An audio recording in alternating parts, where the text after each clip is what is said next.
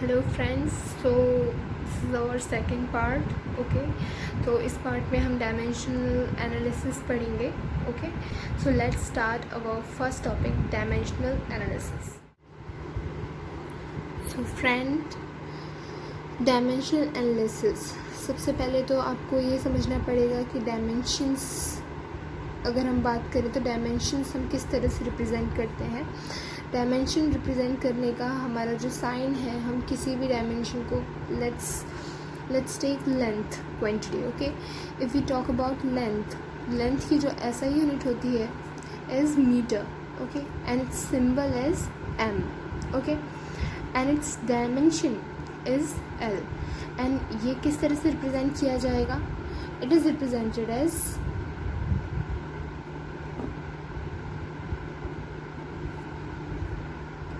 this. Okay, that is in bracket L. Okay, so same mass. Okay, mass की जो ऐसा unit होती है वो हमारी किलोग्राम होती है, जिसको हम केजी से रिप्रेजेंट करते हैं. ओके, एंड इसका जो डायमेंशन होता है वो उसको हम कैपिटल एन से डिनोट करते हैं. ओके, सो सबसे पहले हम टाइप्स ऑफ यूनिट्स पढ़ते हैं. डायमेंशनल यूनिट्स अगर हम कहें तो हमारी दो तरह की होती हैं.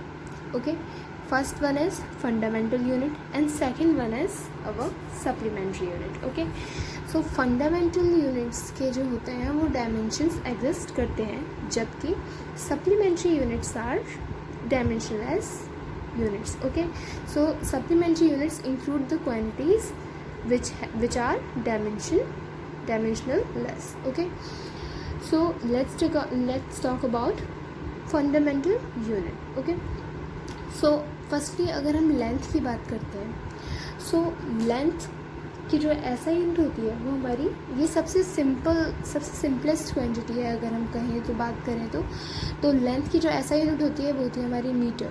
Okay, so metre and its symbol is m and its dimension is represented by L. So mainly जो होते हैं वो हमारी तीन तरह के डायमेंशन हम ज़्यादातर यूज़ करेंगे. There are L, M and T. Okay, then इसके बाद जो हमारे डायमेंशंस हैं वो हमारे क्या है? टाइम्स ऐसा यूनिट है second, as we all know that, and its represented as S and its dimension is T. Okay, and same as electric current SI unit is ampere and it is denoted by A. Okay, and its dimension is also denoted by A. So अगर हम temperature की बात करते हैं तो temperature की जो ऐसा यूनिट होती है वो केल्विन होती है. ओके, एंड इसका जो सिंबल होता है वो K होता है, जबकि इसका जो डायमेंशन होता है वो हम दो तरीके से हमें देखने को मिलता है. कुछ बुक्स में इसे K से डिनोट करते हैं, जबकि कुछ बुक में इसे थीटा से डिनोट करते हैं. मैंने कई ग्रेजुएशन बुक्स में इसे थीटा से डिनोट भी करते हुए देखा है. सो आप इसे please remember this. Okay, then if we talk about luminous intensity, so its SI unit is candela. Okay, and it is denoted by C D. Okay, and its dimension is also denoted by C D. And अब अगर हम बात करें किसी भी amount of substance, किसी भी substance के अमाउंट का, तो उसको हम किस में, हमारी जो ऐसा यूनिट, स्टैंडर्ड यूनिट जो होती है, ओके, मेजरमेंट की, वो हमारी क्या होती है? मोल होती है. And it is denoted as small letters of mole. Okay, and its dimension is also defined as this. Okay, now if you talk about supplementary units are dimensionless and it includes the angles are of two type, plane angle and solid angle.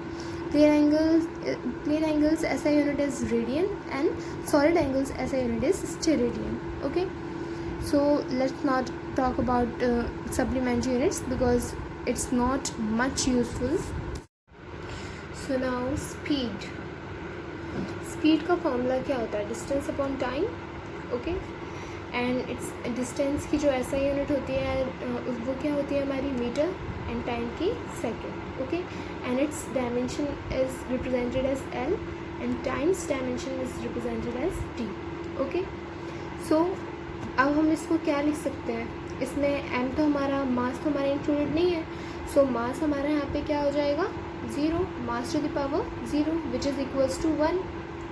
Okay, and L's power is 1.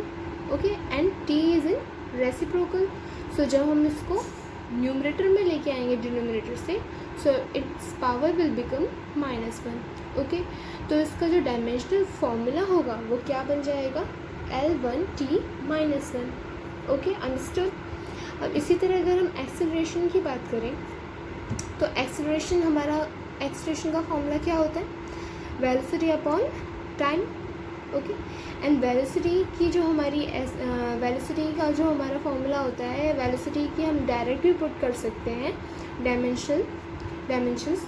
अगर हम इसमें put करते हैं and upon T करते हैं तो हमारा क्या आंसर आ जाएगा, L1T -1 that is T -2.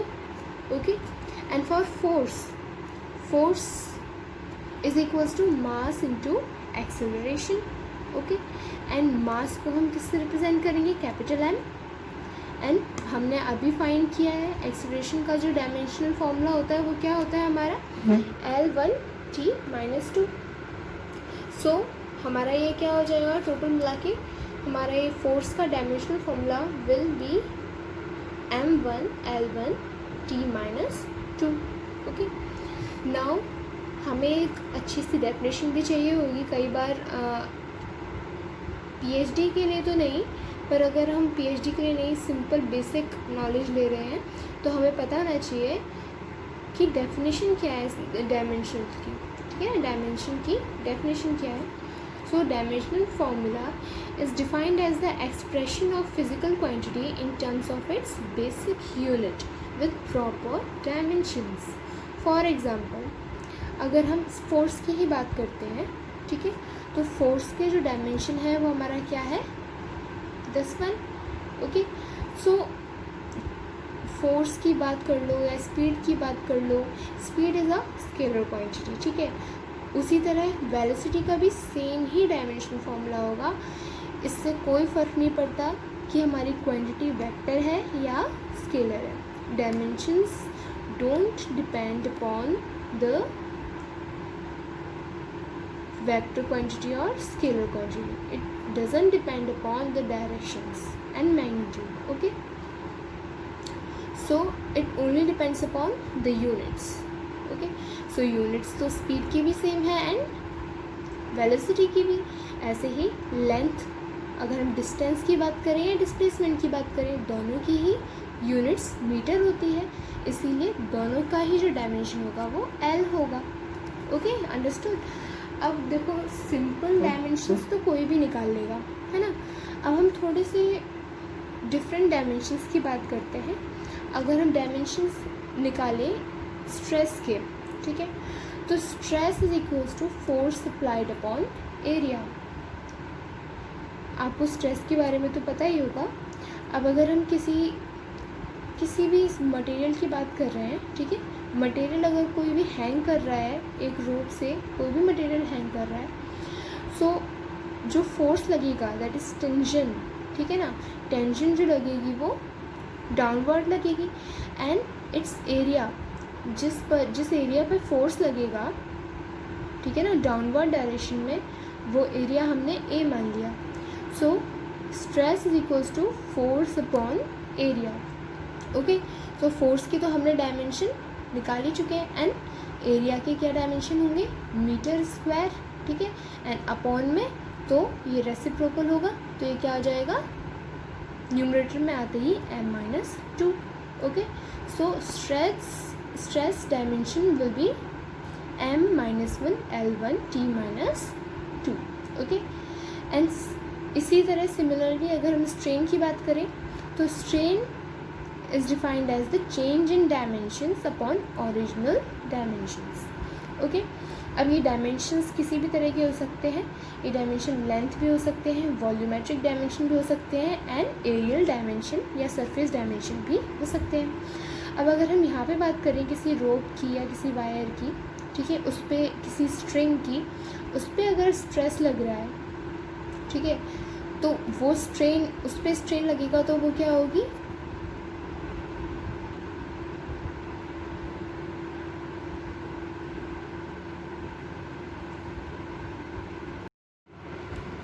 It will stretch. Okay, सो हमने मान लिया कि जो हमारा चेंज इन डायमेंशन है वो डेल्टा एल हो गया। Okay, and original dimension is, original length is L, then it will be looked as delta L upon L. Okay, and L's unit is meter, and either it is delta L or it is L, it both will be measured in terms of meter, so its dimension will be 0 because m से m तो cut हो जाएगा ना, so it will become dimension less quantity. Okay, understood. So इसी तरह से हम dimensions अलग अलग क्वांटिटी के निकालते हैं। ओके, नाउ हम कुछ और कॉम्प्लिकेटेड डायमेंशंस के बारे में पढ़ेंगे। हम दो क्वांटिटीज़ के बारे में और पढ़ेंगे जो डिफरेंट फील्ड से होंगी, that are moment of inertia and that are moment of inertia and radius of gyration. Okay, now अगर हम रेडियस ऑफ गायरेशन के बारे में पढ़ते हैं, ओके,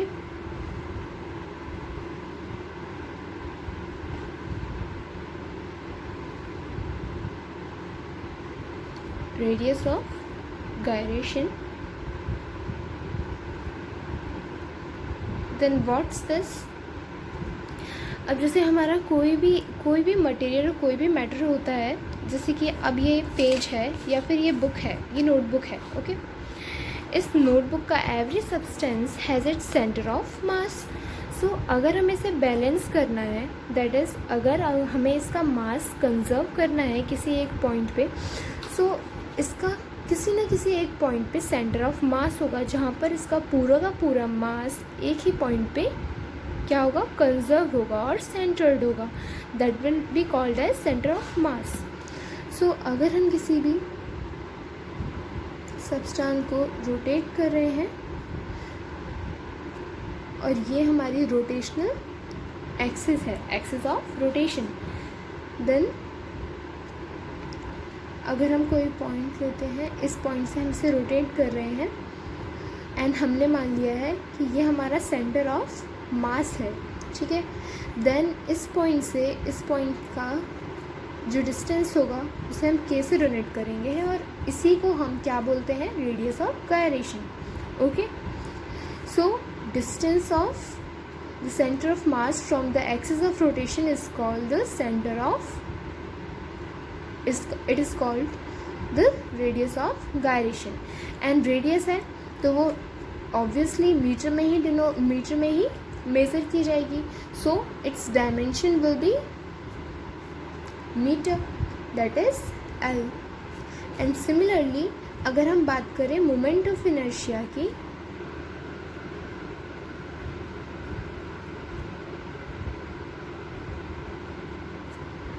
अब मोमेंट ऑफ इनर्शिया इसी में ही इंक्लूडेड है। अब मान लीजिए कि ये बॉडी है, इसका मास जो है, centre of mass, okay, centre of mass is M। Okay, then moment of inertia is defined as the product of center of mass into the square of radius of gyration, that is moment of inertia, which is denoted as I, okay, is equals to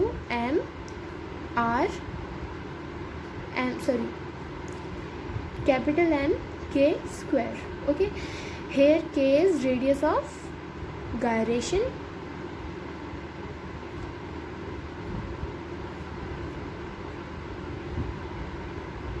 and M is center of mass. Okay, understood. तो अगर हमें इसका dimension निकालना है, dimensional formula निकालना है, so it is easy. M has dimension